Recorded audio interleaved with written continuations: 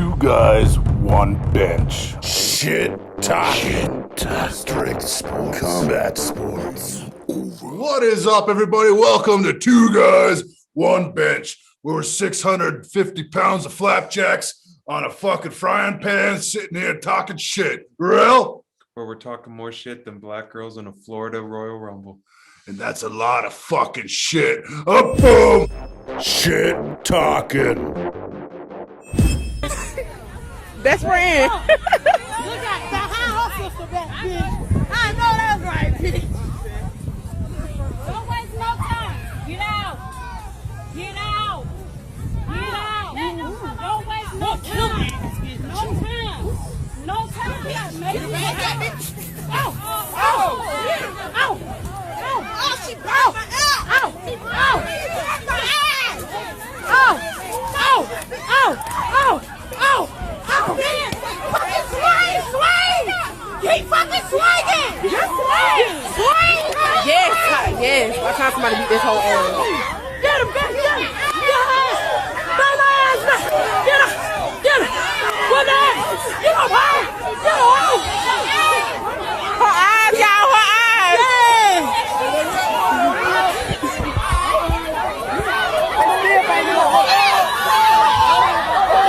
Oh, shit! What the fuck is this?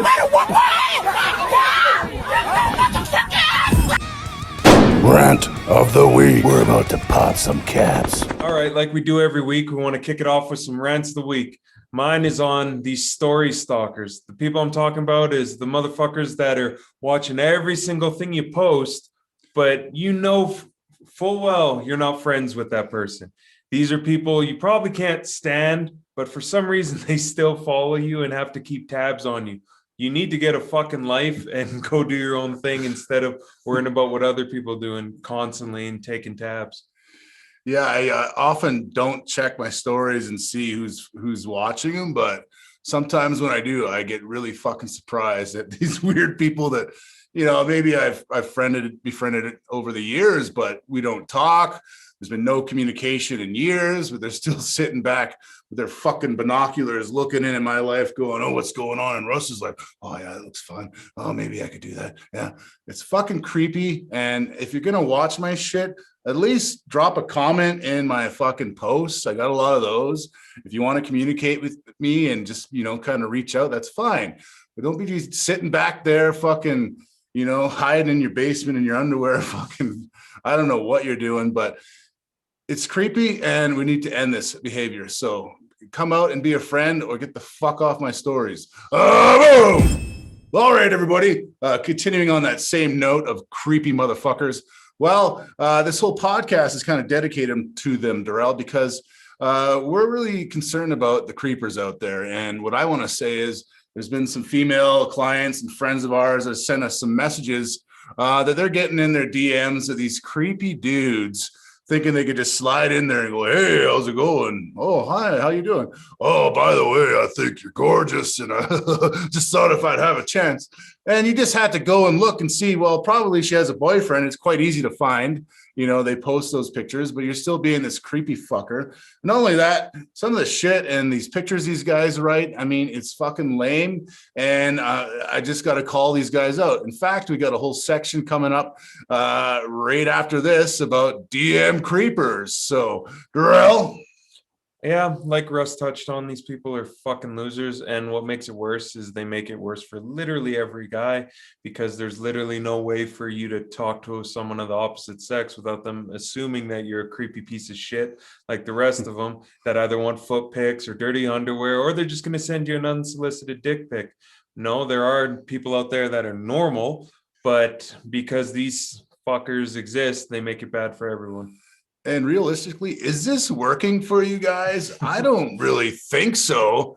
I think you're shooting like 0% chance of getting anybody's attention. So why are you doing this? So we're going to call you out on your shit. And if people send us in any, captions or pictures, we're going to block people's identities, obviously, but we're going to call you out and you're going to know it's you. So quit being a piece of shit.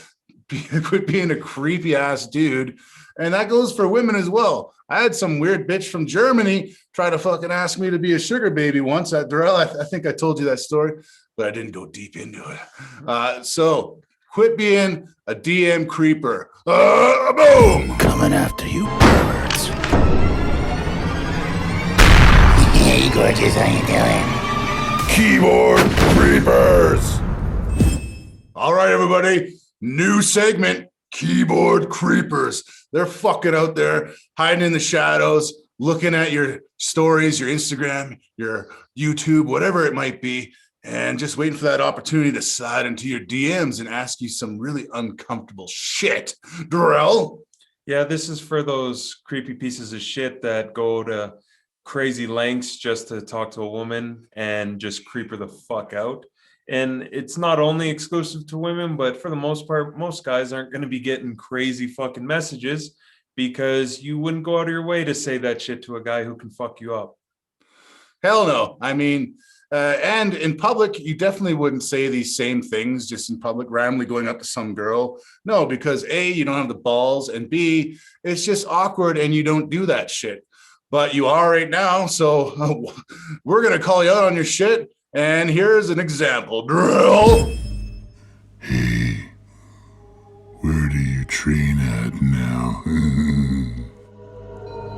You had responded, blah, blah, blah, blah. And well, I thought I'd reach out for 2 reasons. First off, I think you're simply gorgeous, and I just want to see if I could get to know you. Hope that's not a douche move. Second, as a fellow lifter, I wanted to try and get you in the gym. Sorry if I overstepped. All right, as you can see in the post, the guy is responding to what seems to have been a business post, not even of his own, but his business partners. So he's responding on behalf of someone else taking a chance to hit on this girl.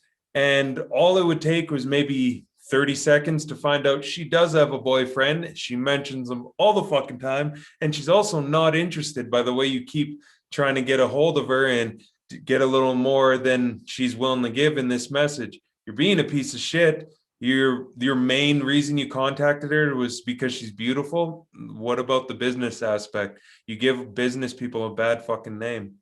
Yeah, and I'm pretty sure this isn't your first time sliding into some DMs and asking some awkward shit. So how about you stop doing that, because you're getting really creepy and you're old, motherfucker. So step out. Boom! Unfortunately, there's a lot of women out there that got to deal with this bullshit night in, night out.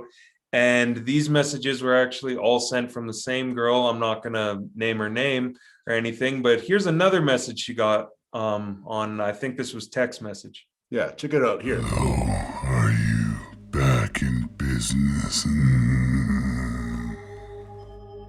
One of your customers. I got a new number, so I guess this is the right time to ask you, since I'll be anonymous and it'll save me from embarrassment. You are hot, like extremely hot. Do you do extra? No offense. I just find you really hot.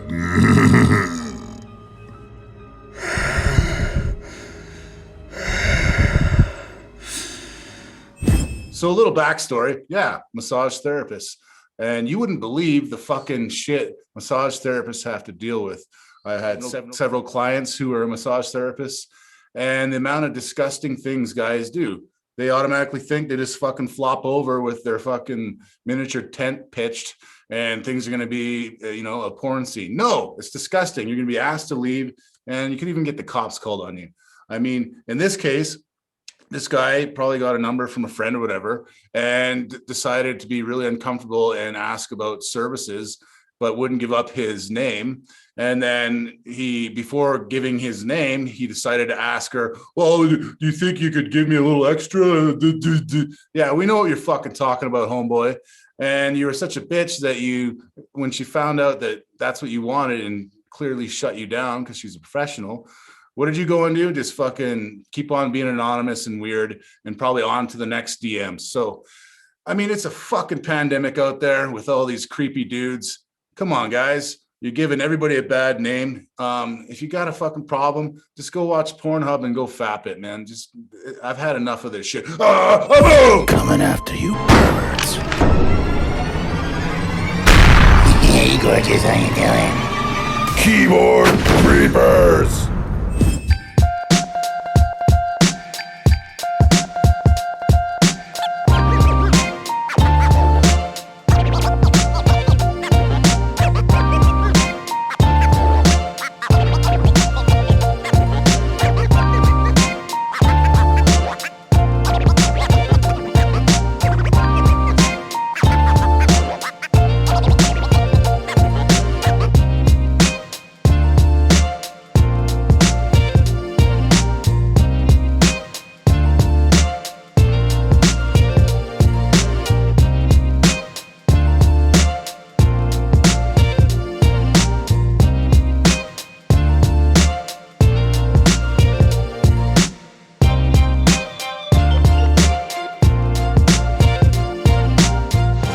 Everybody. So once again, the Sausage Festival is put on pause with an injection of estrogen, maybe a soy wiener injection.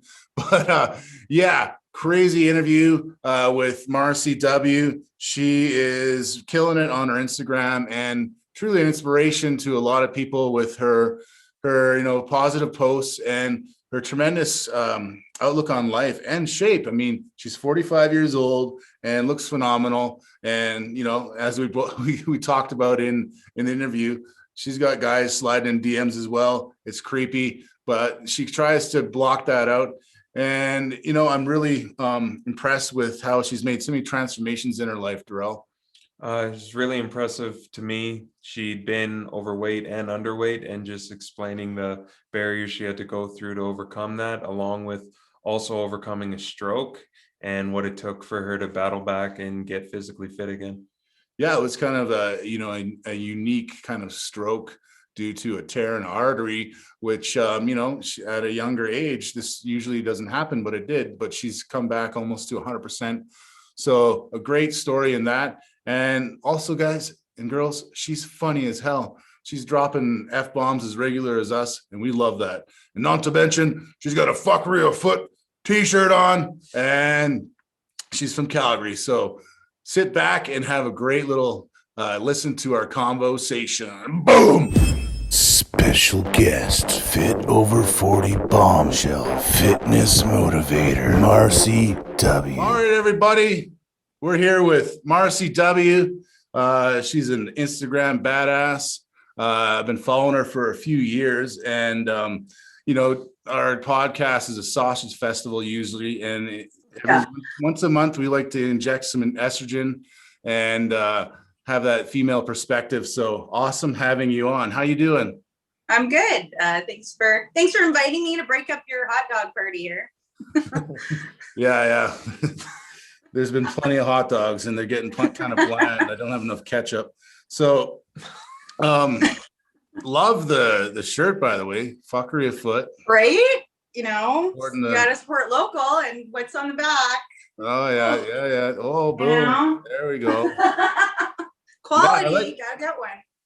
I like that you modified the shirt yourself. That's cool. Yeah, I cut it. I'm actually quite a small human being, so even small shirts are pretty big on me. So I like to just cut them up. And it's a good look. Me and Russ were gonna rock crop tops, but we didn't know if everybody would be okay with it. So well, you don't know until you try, guys. So maybe next podcast. I don't think you got wide enough angle on this camera to capture our front bumpers.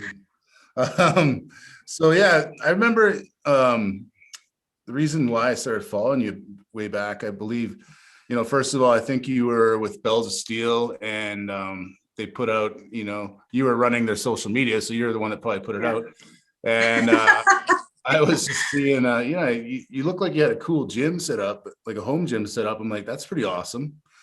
And I also, I lived in Japan 11 years. I'm like, Asian girls that lift, awesome. And, Darrell and I joke a lot, but, on Instagram, if you go to the biggest mirror on your life that you don't accept is go on Instagram and hit that magnifying glass and see what it brings up for you. And you'll know what kind of fucking person you are, because I don't know why this isn't who I am. It's always hot Asian chicks. It's awesome. Oh yeah, that's not who you are. There's more. It's always a lot of dudes with their shirts off with the abs. I don't fucking look at those kind of guys. That's the real. Apparently he does. It's like, what am I confused or something? And then it has fighting videos and all kinds of bro shit, but there's a lot of like dudes with their tops Shirtless off. dudes, six packs, Asian women, and MMA. Well, you don't even want to go into what's on his pro wrestling, and Mine's very nerdy. There's anything from pro wrestling to Yu-Gi-Oh to basketball and lifting, but at least there's not shirtless dudes on mine. So, hey. Well, you tell me it's because the algorithm is about dudes that you follow, and then it shows. We follow a lot of the same people. My shit doesn't have it. So. All right, yeah. I look at dudes with their shirt off all the time just to see what a six pack looks like, because I've never fucking had one in my entire life. Not even when I was a baby. I guess babies don't have six pack. But yeah, so. That's a fun game. I want everybody to try right now. Go on your Instagram, hit that magnifying glass and see what you're all about, because it's going to tell you what you're looking at. And don't let anybody who's your spouse or I just said that. Don't let your girlfriend, your boyfriend look at yours, because they're going to know who you've been creeping to. But anyways, yeah. First of all, that home gym was awesome, and actually it inspired me.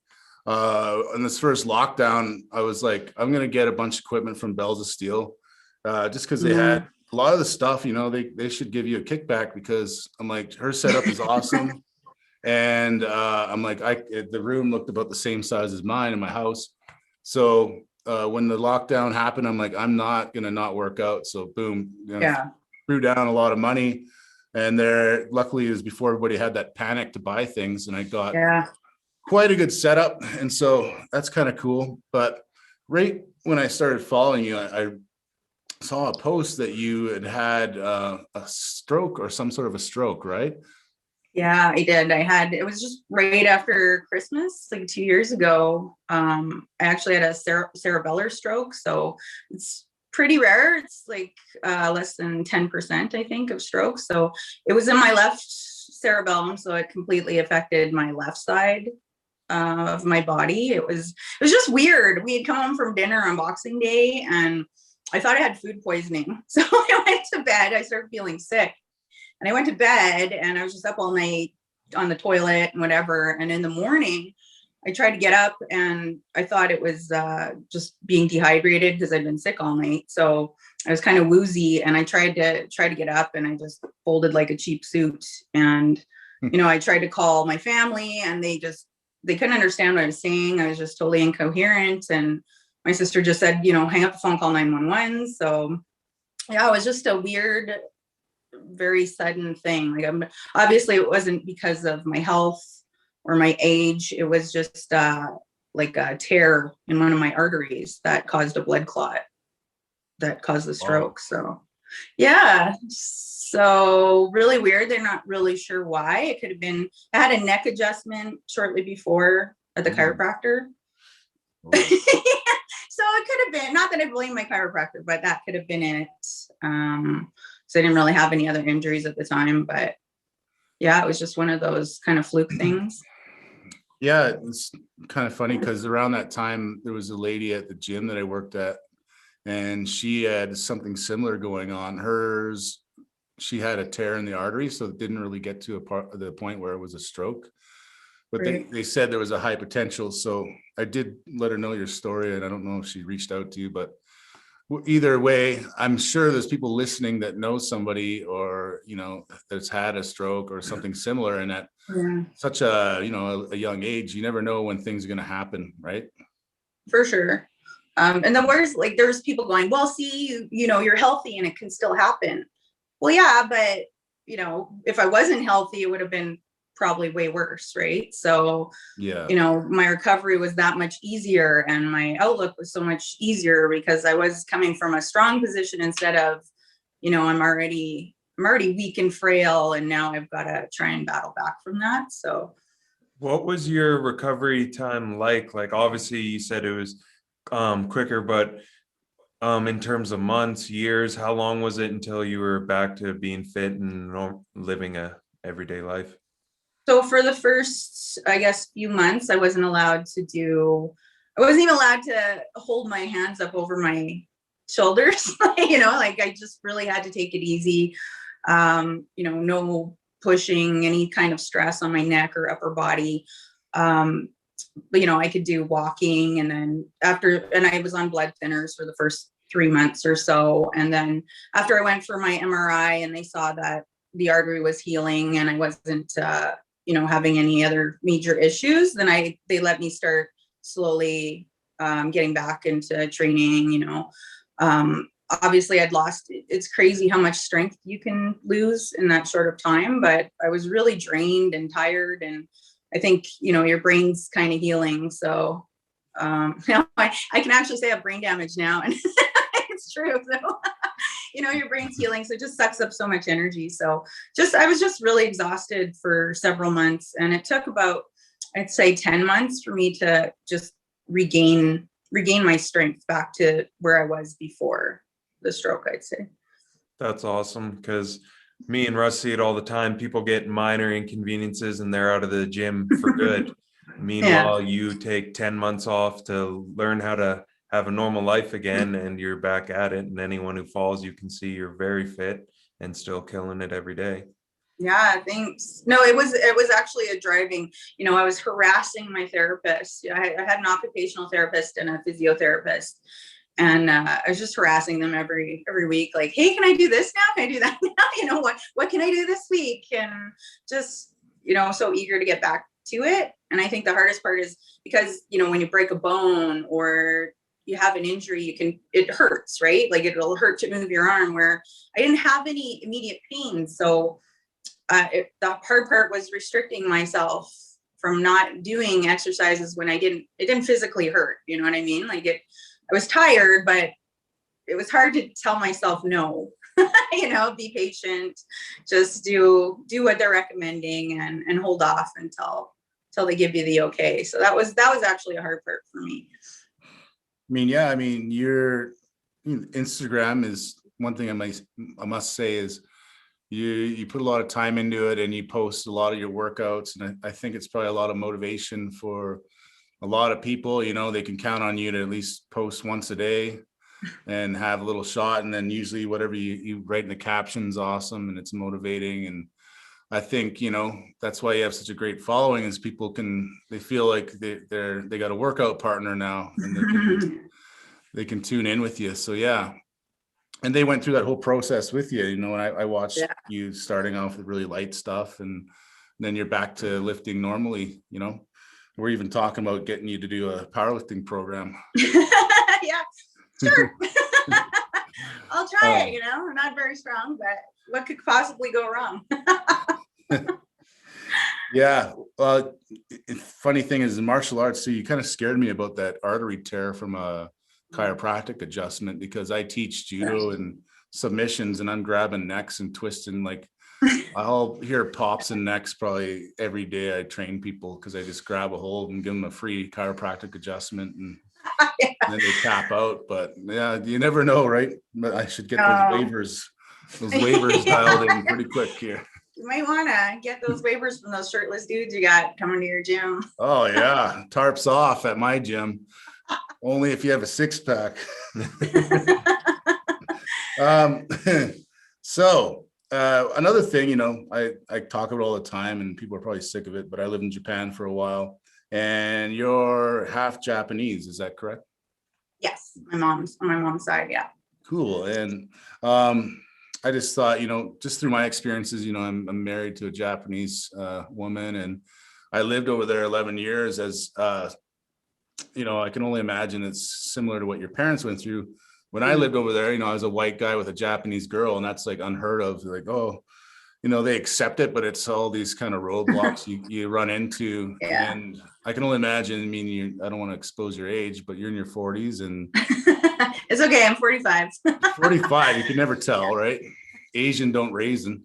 So and so I can only imagine, you know, 45 years ago when your parents were getting married and stuff, it must have been tough, you know. Yeah, for sure. I have an older sister too. So she was born in 70 and I was born in 75. And, you know, I'm from Calgary. So it was really, you think it's white now, it was really white then, right? And there wasn't a lot of mixed couples walking around on the street. You know, now it's so normal here to see interracial couples, but back then it really wasn't. And my dad's from Germany. So yeah, he's very German. His German parents are and very Japanese German. Empire. Geez, that's I know, on the axis of people here. a lot of warmongering and weird porn. Anyways, see what's on my Explore page. I'm gonna hit your magnifying glass. 2 guys, 1 bench. No, 2 girls. Oh, okay. Anyways, Yeah, but yeah, it was a different time, right? It was definitely, you know, they lost friends, they lost from the church, you know, good church going people, even racism within my own family, stuff like that. But yeah, right. When I brought my wife back to Canada, my grandma, you know, my grandpa's fought in the war and whatever, and it's just kind of this weird, you know, I can only imagine, but it's cool because they created you, and now we have an awesome blend of German and Japanese blood. Darrell? Just speaking as another biracial kid here, did you ever find it hard fitting into a certain group growing up? Like, you're Japanese, but you're not like full Japanese. Yeah. And then at the same time, you're not a white girl either. So was it hard for you in that sense?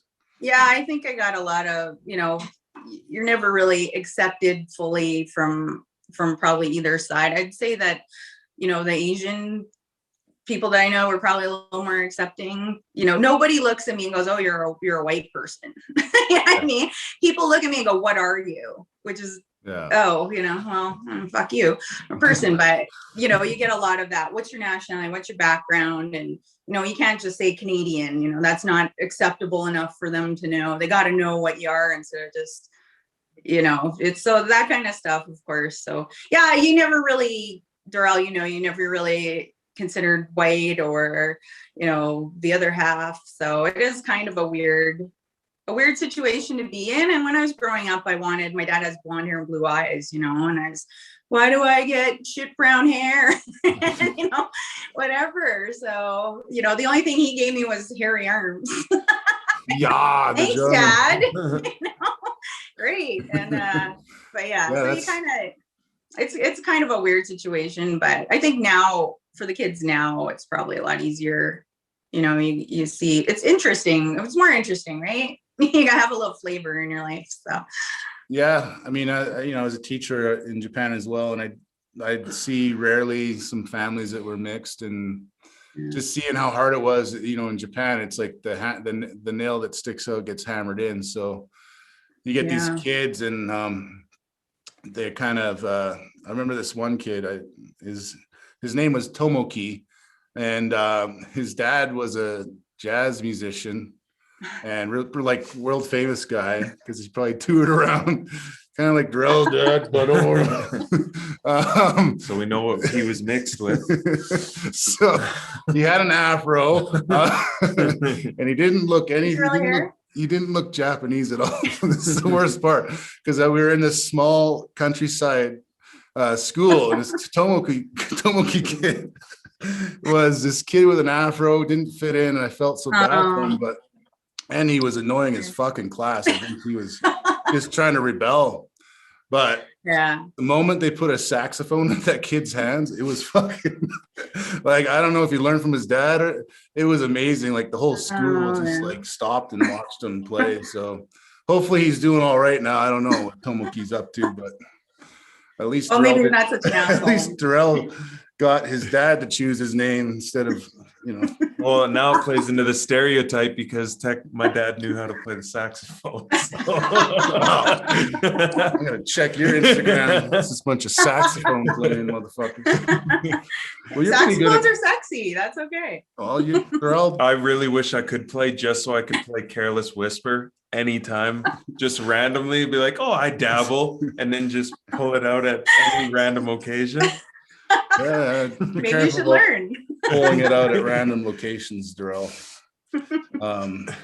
So another thing that's pretty awesome about you is in your journey, I mean, you're not afraid of posting, photos that aren't really Not so flattering. I remember you posted one when you were a kid and you look pretty awesome with your fucking aviator goggles and your buck teeth. I know. So yeah, I don't really have any shame or embarrassment for stuff like that. I don't give a shit. So and people are so careful about what they put online and how they look, and their pages are carefully curated, and that's not what 99% of the people look like, right? So you got a back roll, or you got a zit, or you got buck teeth, whatever. So well, no, I'm just saying, now over the transformations, you've definitely developed and probably to the best version of yourself, I hope. It's the only one we can ask for, right? Well, you always got to grow. You're always growing and learning, right? Well, currently, I'd say presently, right? You're always trying to get better, but if you haven't learned from your lessons in the past, then who are you, right? Yeah. So what I did see is, I don't know if one of your first transformations was from being a little overweight, or maybe you just had a rough patch. But I remember seeing some pictures where you looked like you had one too many onigiri or sushi rolls. I know. I looked and felt like a sack of potatoes for sure. But I've always been a fairly small person, right? And I didn't have to do a lot to stay small or thin or whatever. And then, as you get older, it gets a little harder. And I moved out to Vancouver. And while I was there for 3 years, and I really, really battled with depression while I was there. And so I was very sedentary, did a lot of, just locking myself up in the house and just no activity, eating shit every day, that kind of thing. So yeah, I definitely looked like a stick of butter for a while there, Well, yeah, I lived in Vancouver for a year or two, actually 2 years, and I could see why you're depressed. It's like a dark, gloomy place, and everybody's unfriendly, and it is just like there's moments of beauty, and then it's usually shrouded with cloudy, dark days. And I was going to university out there, so it was like when I had papers and stuff and tests, it was like I was ready to jump off my balcony. Yeah, it's not for me. And Calgary, we get the cold -30, but it's sunshine. It's not gray and dreary. And I kind of hated it. I was away from my support group, from my friends. I had, quit my job. It was just really hard. It was a hard transition for me. And before I moved back, I started to kind of get out of that mode. I was actually taking shiatsu there at the college, the shiatsu college. So I studied that for a year, and that kind of helped me just get out of the house more and talk to people, take a shower, that kind of thing. Yeah. So what kind of put you on your journey towards fitness? Actually, nothing more motivating than a breakup, right? So I moved out there with my boyfriend I think we were together about 8 years, and we split up. I moved back to Calgary. I didn't have a job. I didn't have any money. I didn't have a place to stay. I basically had my old cat and whatever I could fit into my hatchback. Here's my new cat. Come on, buddy. So, and I looked and felt like a potato, and I was just kind of starting my whole life over again at 37 years old, right? Which is kind of scary, but you're also kind of motivated to go, okay, I gotta build myself up again. I gotta get into shape. And unfortunately at that time it was probably for the wrong reasons, right? You're like, oh, I want to look hot. I haven't been single for so long. I want to look hot, lose weight, and go out there and meet people. So that kind of started the transition. Nice. And yeah, so I think the next phase was your looking like a rack of ribs. your rack of ribs, toothpick, marathon runner looking kind of what was going on there. Yeah. So I, with that, when you're focusing on just, sorry, I'm going to kick my cat out for a second. Come on, how'd you go?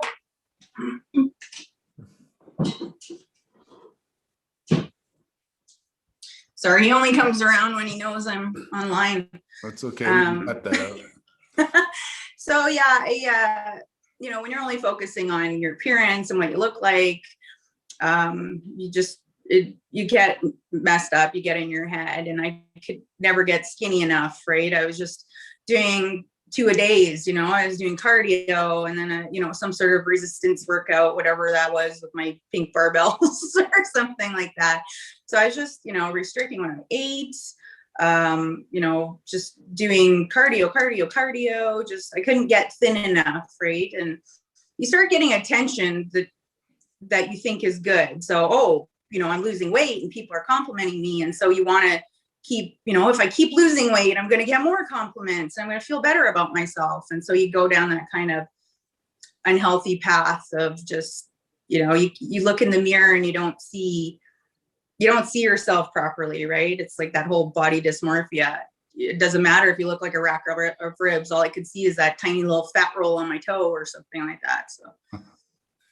And then you I've seen, well, to where you are today, you're lifting, you're doing a lot of functional, compound movements, which is awesome, squatting nice and deep, which most people don't. And yeah, so I think you're on your way to I found as a personal trainer, once, if you can get people away from machines and just realize that once you do heavy lifting, not heavy, but, the main compound movements, and you introduce that with maybe some high intensity interval training, it's the best way to stay in shape and look better, in my opinion. Yeah, for sure. And I think people underestimate, your mental health and how that relates to your physical health. So, I did a lot of work. I was still feeling like shit, right? I, self-esteem issues and anxiety and all this other bundle of, I was just a hot mess kind of thing. So as I worked on, my mental health issues, that's when I started changing my thoughts on being more healthy. I wanted to feel healthy instead of just look a certain way, right? So that was a big change for me. And talking about looking a certain way, obviously it stands out on your Instagram bio, and here for fit pics and not dick pics, and unfortunately that's something most women got to deal with. Anytime you post something active or you show your body off somewhat, you show off your ankles, a guy's like, she wants a DM, here's my dick.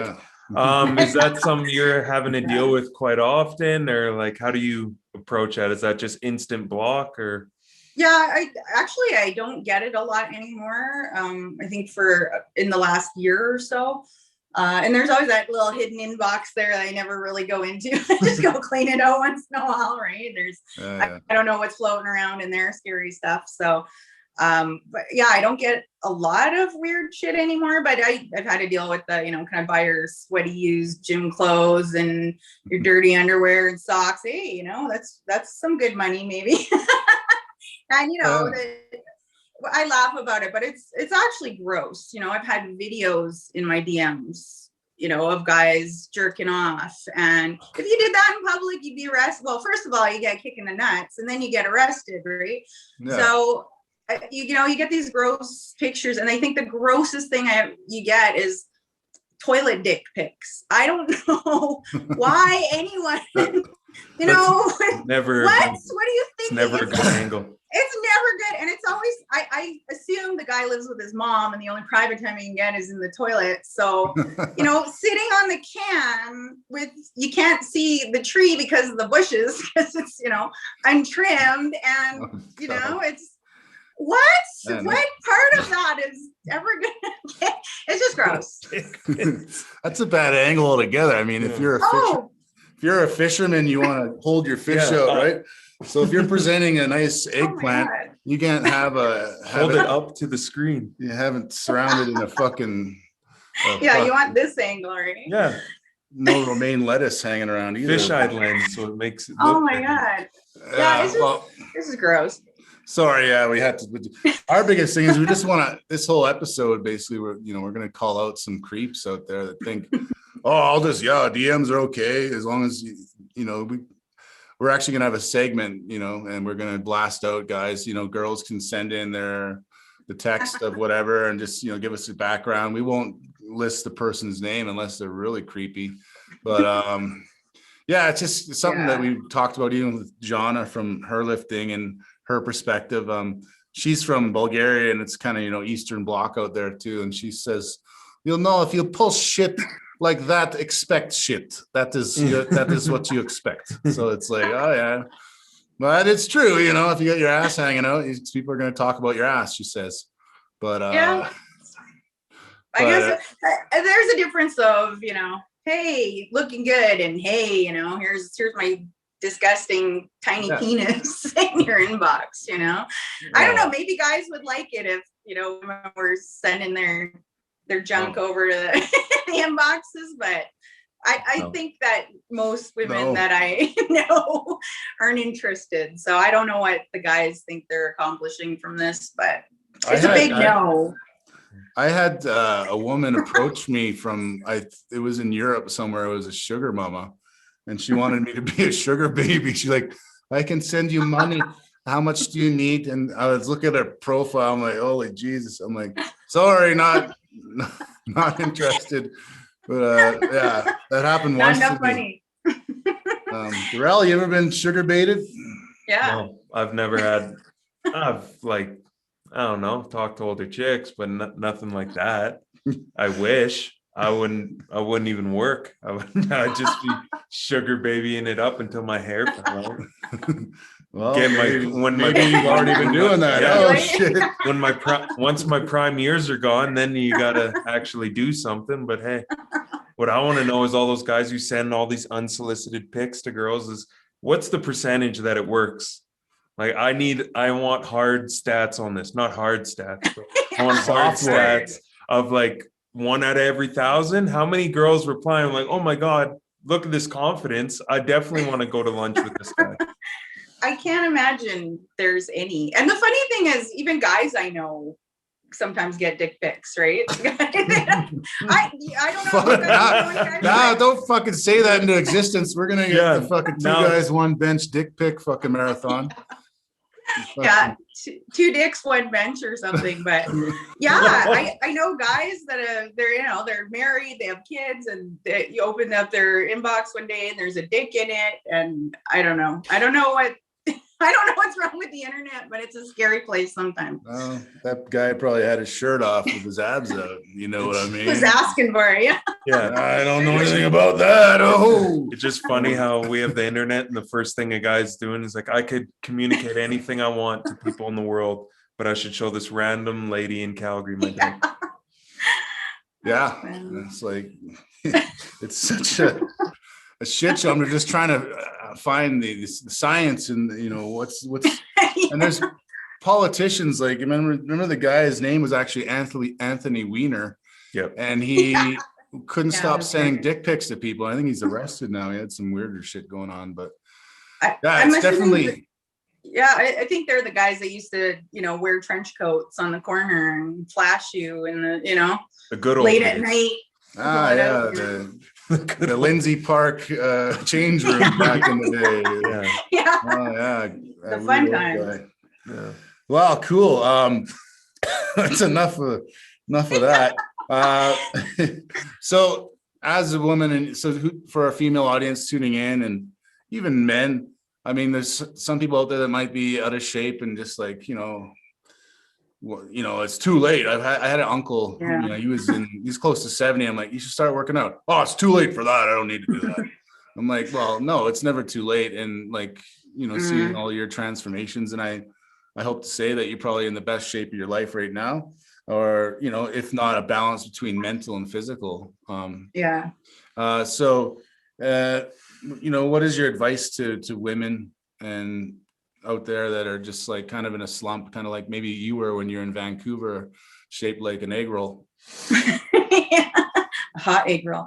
Yeah, for sure. Like you said, I don't know why people, start thinking, oh, it's too late, especially now. I mean, I guess I'm middle-aged, 45, but I feel great. I feel, probably the best I've ever felt, right? Even when I was 20 and active. So I think we put these unreasonable expectations on ourselves. Like, you don't get out of shape or overweight within 30 days, right? You're not gonna, whatever. So why people expect to all of a sudden reverse that in a short time? Everyone wants the quick fix. So I think just being realistic with yourself and your goals, for one, being consistent.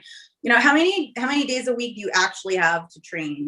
People go full 30 days. I want to work out every day, for 3 hours, but that's not sustainable, right? What happens the month after? You gain it all back and you're burnt out. So I think, setting realistic goals and schedules for yourself, be accountable, but don't be punitive. If you had an extra donut today because you had a hard day, well, fuck it, right? Carry on with your plan. So I think I did a lot of that, punishing myself. God, I gained 0.5 pound, so now I can only have a Tic Tac for breakfast or whatever, whatever the fuck you're thinking. So I think there's, you got to find that balance and what you're going to be able to stick to. No crazy diets, no fucking balancing on a ball, squatting your poodle, or whatever the weird shit that you see online, but just realistic, whatever, and start right away. Don't, okay, as soon as this happens, then I can start, or, next Monday after next Monday after next Monday, or New Year's resolutions and shit. Like, there's nothing stopping you from just going for a walk today, right? Like, just get outside, go for a walk. Maybe tonight, don't, eat 10 pounds of potatoes, or, you know what I mean? Just starting to make those healthy choices instead of just, going hardcore and restricting yourself or thinking you can't do it. It can be intimidating, right? If I walked into a gym and I looked like, the egg roll that I was, and I saw you two guys, maybe grunting and whatever, banging weights off the floor, that could be really intimidating, right? So also just finding a place that you're comfortable, even if that's at home or in a class or something like that. You don't have to start with, people that, oh, don't be afraid to go in the gym. Well, it can be really scary, and that can totally put you off from ever wanting to go. So I would say start where you're comfortable as well, right? Not everyone has to be squatting, 3 plates aside. We can start with the pink Barbie. That's the warm up. But anyways, yeah, it's awesome. And I also recommend, this isn't a shameless plug, but get a personal trainer. If you're scared of learning and you don't know what to do, hire someone like Darrell or I. Or even an online coach, but you need someone just to hold accountability, I find. And if you don't know what to do, like building that, like there's so many people that have helped build the base, and it's all with free weights and, the compound movements that we use. And then, I think a home gym like yours, and Darrell and I built some pretty sweet home gyms ourselves. Once you build those patterns, you can keep up with it like you do every day. I'm assuming you work out in the morning a lot. By your posts, but then you don't have an excuse. You go down, you do your workout, and then you get her done, right? Yeah, and everybody in lockdown wants to come to your house and hang out, but you're not gonna let them. Yeah. Tell me about it. I'm so popular. I should be I should get my certification, and I could rent out my gym by the hour. Hey, I can hook you up with that too.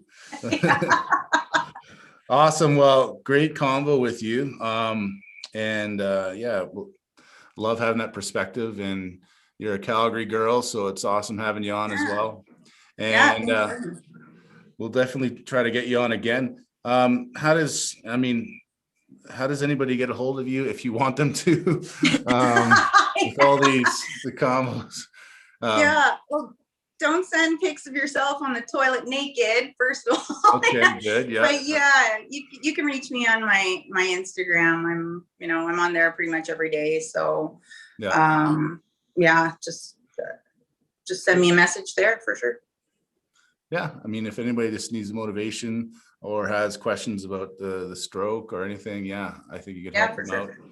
And yeah, Darrell, any last words? Oh, it was a great interview. Love that you shared both perspectives, both when you were a little bit heavier and also way too light, like showing the struggle of each and also battling back after the stroke. Because too many people out there, like I mentioned earlier, they face one obstacle and that's enough to just completely derail them, and then they lose all drive and motivation. But you, like you said, were bothering the doctors like, hey, can I get back to it? Can I get back to it? And no, that's amazing. Yeah. Awesome. Thank you very much for having me on here, breaking up your sausage fest this week. It's been a pleasure. Awesome. Well, we'll talk to you soon, Marcy. See you later. All right. Thank you. Special guest, fit over 40 bombshell fitness motivator, Marcy W. Her lifting. With Jana, her lifting inside edition. All right, we're back with Jana at her lifting, our beautiful girl out in Bulgaria, looking very nice tonight. How you doing? Thanks. I'm doing just great, and I have new lightning. I guess everybody can guess. Feel like a rock star.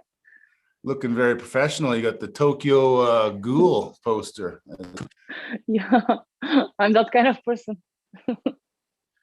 So what's going on with her lifting? Any news? We haven't talked to you in about a month. Yeah, her lifting is growing.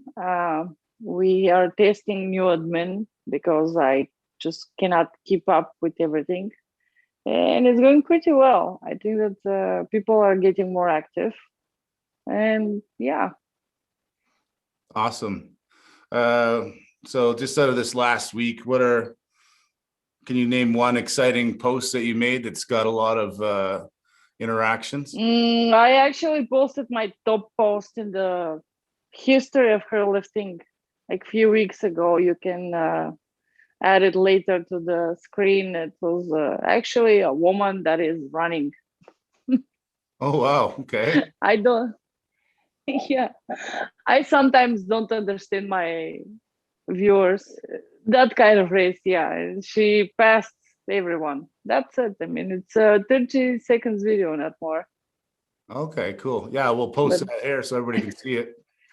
So why do you think that got so much interaction? Because it has a lot of action, and because the girl is pretty, and because she did a pretty good job. And I guess that the other sports sometimes are more attractive because they do serve more action than just lifting. Lifting is, you'll see many people squatting and squatting and squatting and squatting, and at one point you're like, okay, somebody's squatting, I don't care. Yeah, it's like an overload. At a certain point, you've seen it too many times. So it's like anything different will get a lot of activity because people are tired of the same old thing. Yeah, yes. Sometimes even I don't watch my own videos of squatting and deadlifting. I send them to my coach and I don't watch them. I cannot. Yeah, I rarely post any of my lifting videos. I just feel for me, it's like, okay, people know I lift. I don't have to prove them anything, but I know Darrell does a lot. And I like watching his posts because it kind of lights a fire under my ass to see, okay, he's doing this much now. Geez, I got to start catching up. But yeah, Darrell, why do you post a lot of lifting vids? Besides showing off your man peach. I just mainly post for myself, just to keep it and track it. I noticed like I started putting the number on the post so that for myself, when I go back and look through my feed, if I'm thinking like, what have I done for 6 before? I can just go through and find it quicker. So I use it to like keep everything in a better order for myself. That's a good idea. You're And yeah, basically using it as a notebook. Pretty much, yeah, like a visual notebook. Yeah. And then I can compare my form on those sixes to how I did with sixes on something else and things like that.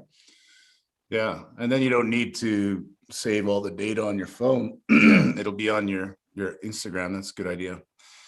But we're also having great success with interviewing people outside of powerlifting and strongman. For example, we had just last week, we had, one of the world's best, or if not the best arm wrestlers ever, Devin Larratt. And that's amazing. He's got a crazy story. And then the week before that, we had a professional boxer from Canada who is, a very dangerous guy, scary moniker about him. And his voice is twice as deep as mine, but he's actually a really good guy. So we're having great success with branching out. And I think that's good with her lifting. You're showing a few other sports, and yeah, it's all about just people that are doing something above average, right? Yeah, it's women doing something above average, and more. Some of the posts are only for entertainment, but her lifting, people should know it's not only about lifting. It's about women conquering something, some sport or themselves. I mean, I want to show strong women. If it was up to me, I would also show mothers of 4 who are working out and doing nothing extraordinary. But for me, a mother of 4 who is working out is something extraordinary on its own. And that's what I want to show people. I want to show people the strong women, muscle women, women who do sports, are creative and strong, and everything they do is a constant in their life, like discipline. The word is discipline. So they're disciplined.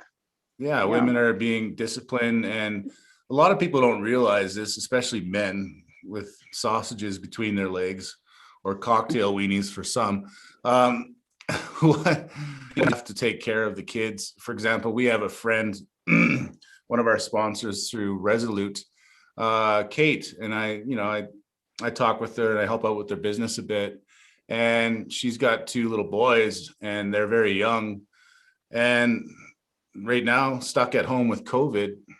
And so you can imagine, trying to be a mom, then trying to work, and she makes all of our t-shirts and stuff.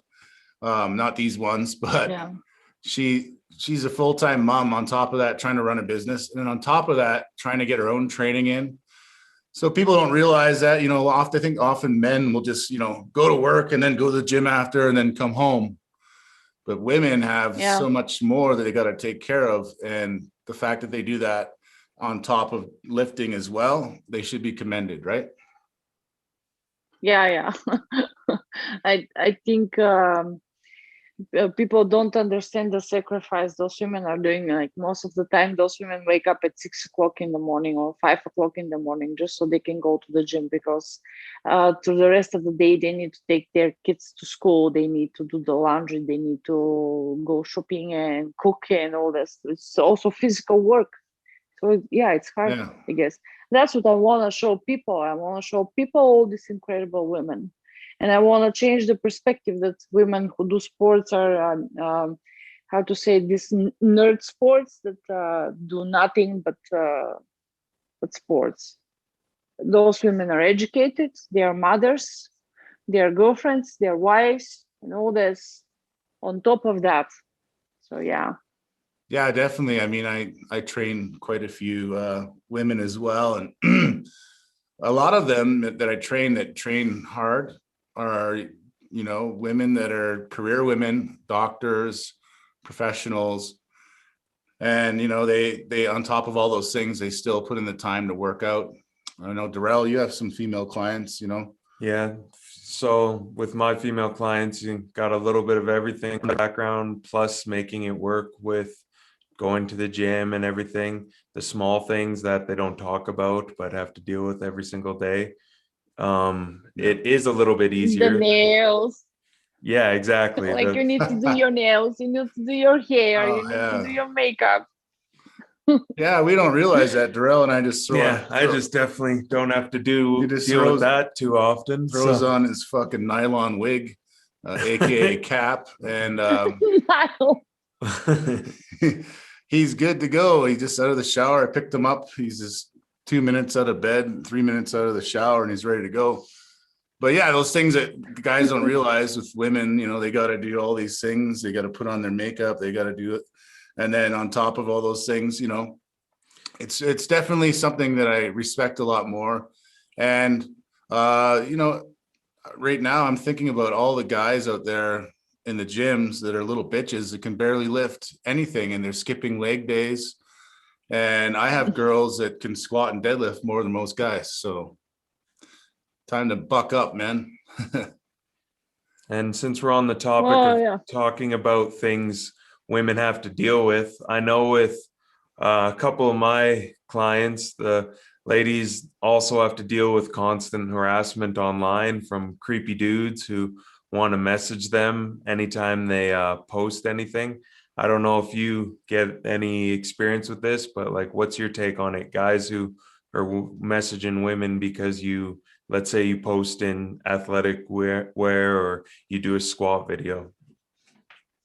Yeah, well, I put my stuff, if I can speak freely, I put my shit on the internet and I expect that shit can happen. It can come back to me.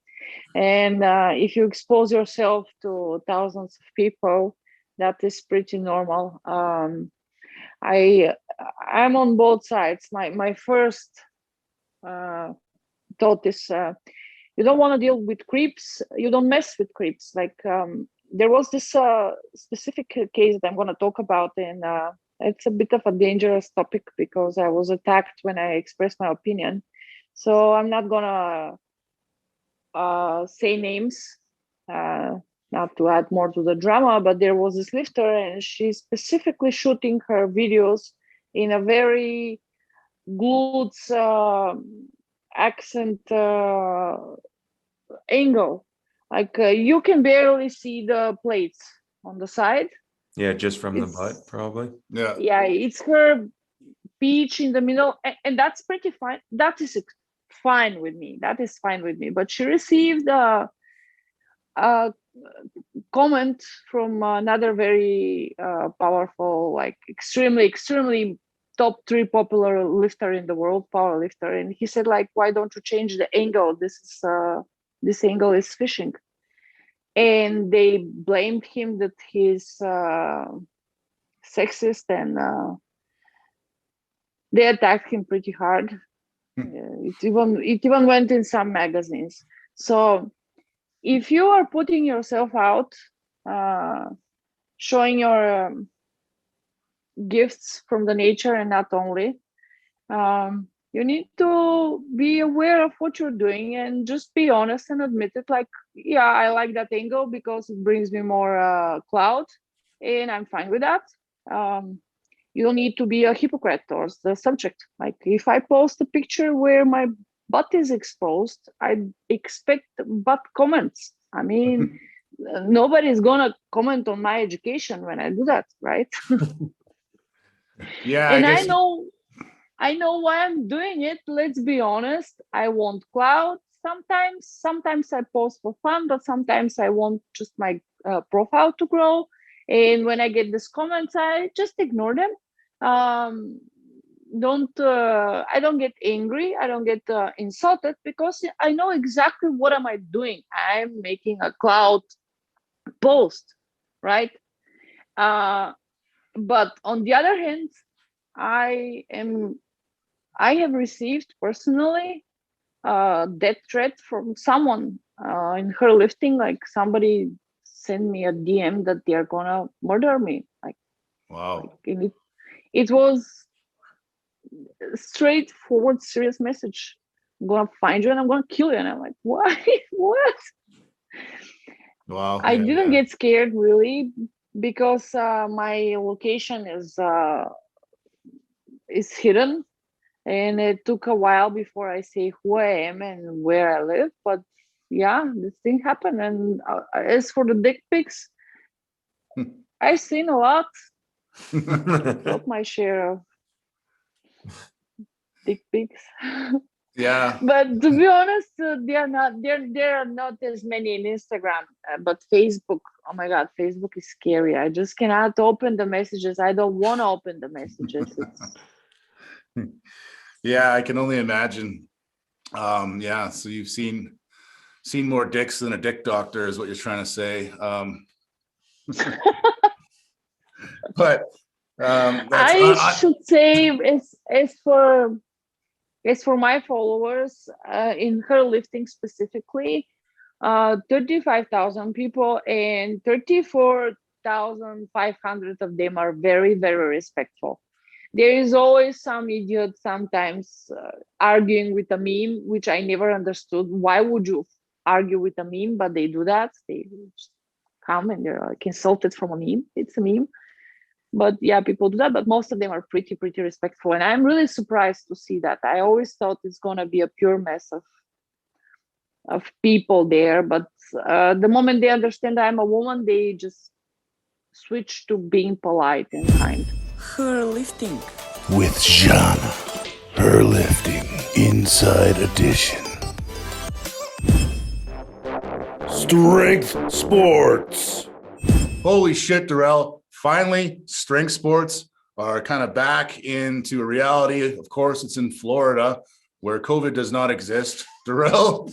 Yeah, this past weekend, there was the hybrid meet down in, I believe it's Miami. I might be mistaken, but it was a ridiculous show of strength down there. Some crazy all-time world records going down in the process. Yeah. I mean, for me, obviously what stood out the most, one of my favorite lifters of all time, irregular strength, put up a new world record, and it looked like an opener, which was how much, Darrell? 782. 782-pound bench press. I mean, I think he could easily hit 100 on that day, but I think he, just wanted to chip that record up little by little, which is amazing. Awesome work there. Darrell, what's next? So there's other all-time world records being broken. One of the most notable ones is Dan Bell, breaking the all-time world record total in reps yet again, this time with I think it was 1182.5 Wow. total, beating the previous record by like over 20 kilos. And anyone who competes knows that's a fuck ton, including a 500 kilo squat, and ending off the day with a 900-pound plus deadlift that looked like a fucking opener. He had a little trouble on the second, but he hit it on his third. Yeah, I mean, he put it together with the deadlifts at the end there. I didn't think he was going to do it. I saw the fail attempt, and then I saw that he did it. It's amazing to put that together all in one day. And this guy, I don't know anything or anybody that looks more like a fucking giant, jacked bear lumberjack. Fucking, I don't know what he is. He is just a massive dude. And it seems like he's a fun guy as well. I saw at the end there, he was running out to congratulate his homeboy, Bilbo Swaggins, John Hack, with a 40 ounce of fucking Smirnoff. I like that.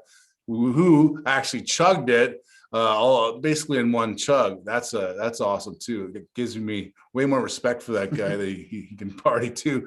But what did he do, Darrell? We're talking about the all-time greatest here. No? So John Hack went out and did what he always does, get first place in the meet and show out, and also make himself the #1 raw lifter of all time, which is fucking incredible. If you go on Open Powerlifting and see the #1 ranking, it's a guy, which is pretty crazy considering a lot of those records are judged off your Wilks and DOT score, which heavily favor the women. But he went out there, and the craziest lift for me was his 573 bench.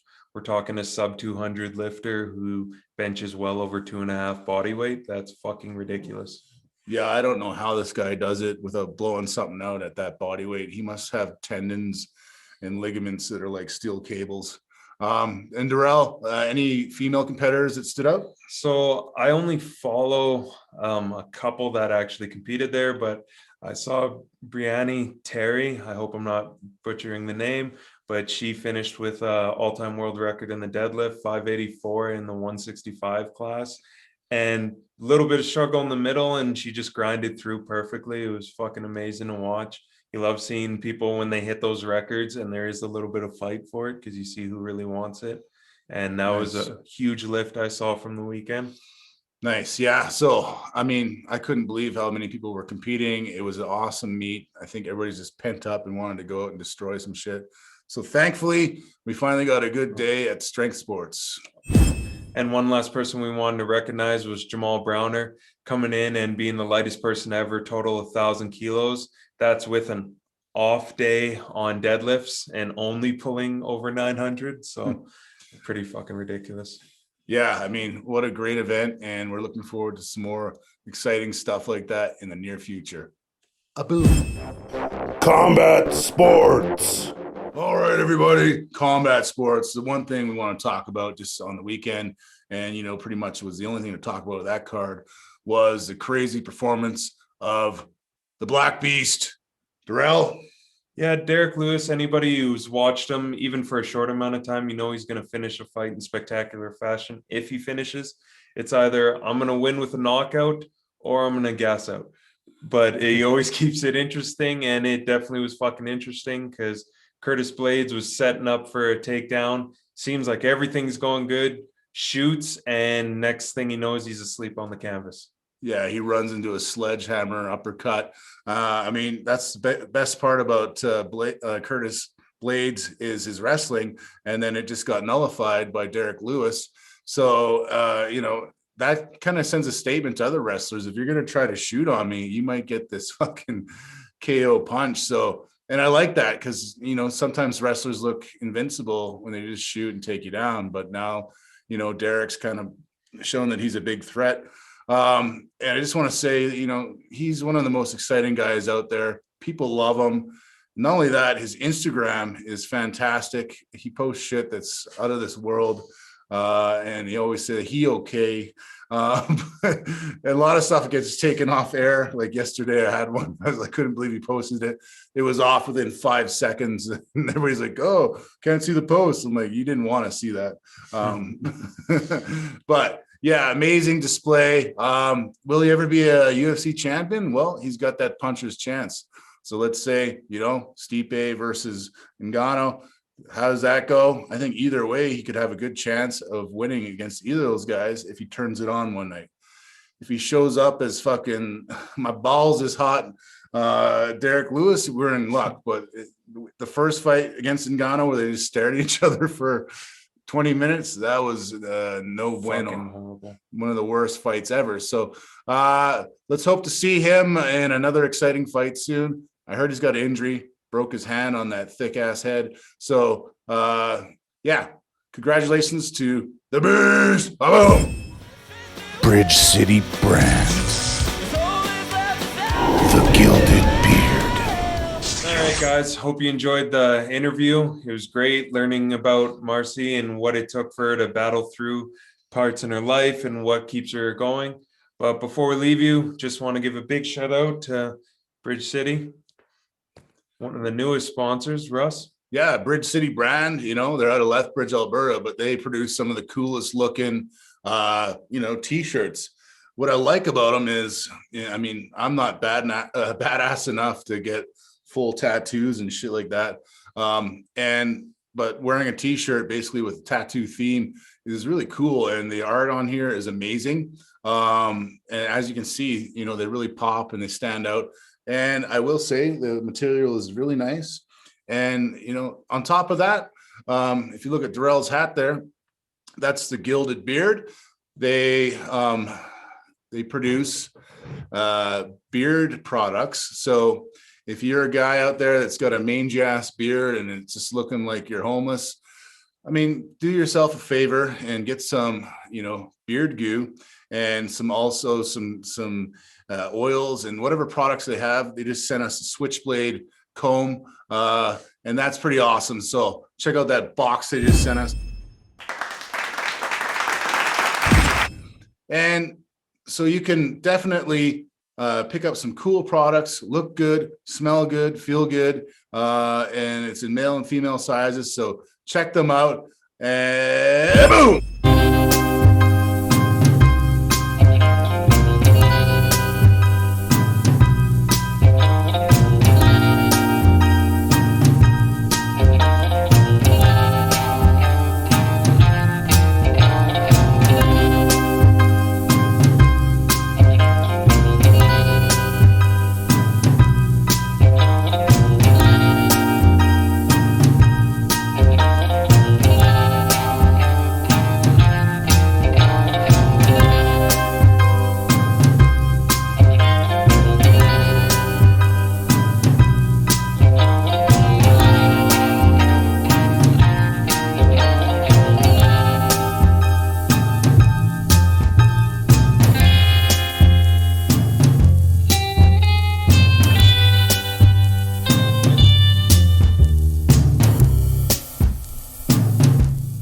All right, everyone. Thanks for tuning in. If you learned anything from the episode, it's don't be a creepy fuck, and don't be afraid to hit block on those creepy fucks or expose them and send them to me and Russ, because we'll do it for you. Hell yeah. If you got a creeper sliding into your DMs, well, they're going to slide in our DMs, and then they're going to slide onto the fucking internet. And so we're going to expose these creeps. As Marcy said, they're probably the guys walking around with trench coats, 30 years ago, but now they have the luxury of having Instagram where they can be a pervert and think they're going to get away with it. And hell no, you're not. It's disgusting. So don't forget to eat big. Train hard. And always be ready to knock out a creeper. 2 guys, 1 bench. Shit talking. Strict sports. Combat sports. Resolute. Prepare yourself for battle. Bridge City brand. The Gilded Beard. Sculptech. SMP industry leader. Choices and consequences. Misfit. Powerlifting motivation. Her lifting.